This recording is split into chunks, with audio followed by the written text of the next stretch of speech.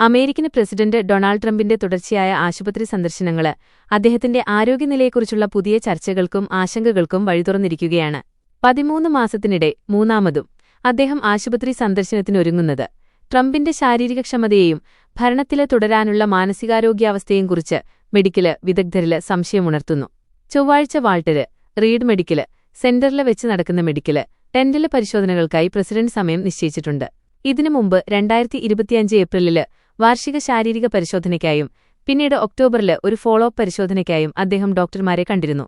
പൊതുപരിപാടികളില് പങ്കെടുക്കുമ്പോൾ ട്രംപിന്റെ കഴുത്തിലും കൈകളിലുമുൾപ്പെടെ ചർമ്മത്തില് ചതവുകളും ചുവന്ന പാടുകളും വർദ്ധിച്ചുവരുന്നതായി കാണപ്പെട്ട സാഹചര്യത്തിലാണ് ഈ പുതിയ സന്ദർശനം എന്നതും ശ്രദ്ധേയമാണ്. മുൻ പ്രസിഡന്റ് ജോ ബൈഡന് പദവിയില് തുടരാന് മാനസികശേഷിയില്ലെന്ന് ആവർത്തിച്ച് കുറ്റപ്പെടുത്തിക്കൊണ്ട് 2024 തെരഞ്ഞെടുപ്പില് ആരോഗ്യവിഷയം ഒരു പ്രധാന ചർച്ചാവിഷയമാക്കിയത് ട്രംപ് തന്നെയായിരുന്നു എന്നതിനാലാണ് ഇപ്പോൾ അദ്ദേഹത്തിന്റെ സ്വന്തം ആരോഗ്യത്തെക്കുറിച്ചുള്ള ചോദ്യങ്ങള് ഇത്രയധികം രാഷ്ട്രീയ പ്രാധാന്യം നേടുന്നത്.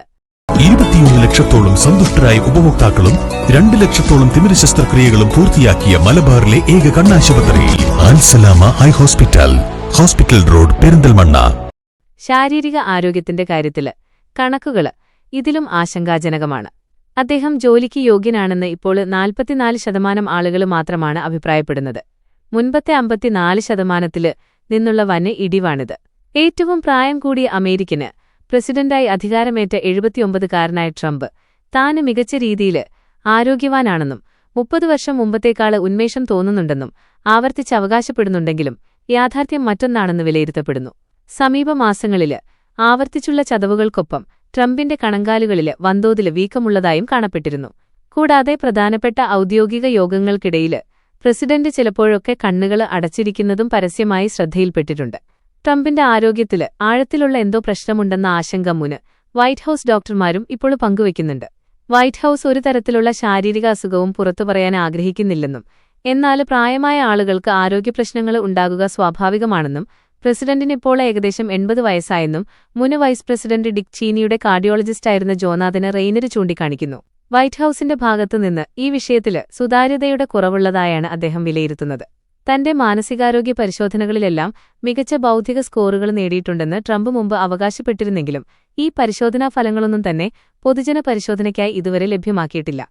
അമേരിക്കൻ പ്രസിഡന്റുമാര് അവരുടെ വാർഷിക ആരോഗ്യരേഖകള് പരസ്യമാക്കണമെന്ന് നിയമപരമായി നിർബന്ധമില്ല. എന്നാൽ പ്രസിഡന്റിന്റെ ആരോഗ്യം നിഷ്പക്ഷമായി വിലയിരുത്തുന്നതിനായി ഒരു സ്വതന്ത്ര കമ്മീഷന് രൂപീകരിക്കുന്നതിന് സമീപ മാസങ്ങളില് ഡെമോക്രാറ്റിക് റിപ്പബ്ലിക്കൻ പാർട്ടികളിലെ ജനപ്രതിനിധികളിൽ നിന്ന് വലിയ പിന്തുണയേറുന്നുണ്ട്.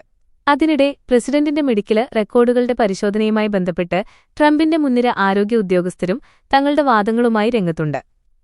ഡോക്ടർ ഓസ് അദ്ദേഹത്തിന്റെ മെഡിക്കല് റെക്കോർഡുകള് പരിശോധിച്ചതായും 70 വയസ്സിനു മുകളിലുള്ള ഒരാളില് താന് കണ്ടിട്ടുള്ളതില് വെച്ച് ഏറ്റവും ഉയർന്ന ടെസ്റ്റോസ്റ്റിറോണ് അളവ് ട്രംപിനാണുള്ളതെന്ന് സാക്ഷ്യപ്പെടുത്തിയിട്ടുള്ളതായും KT മില്ലറുടെ പോഡ്കാസ്റ്റില് റോബർട്ട് എഫ്.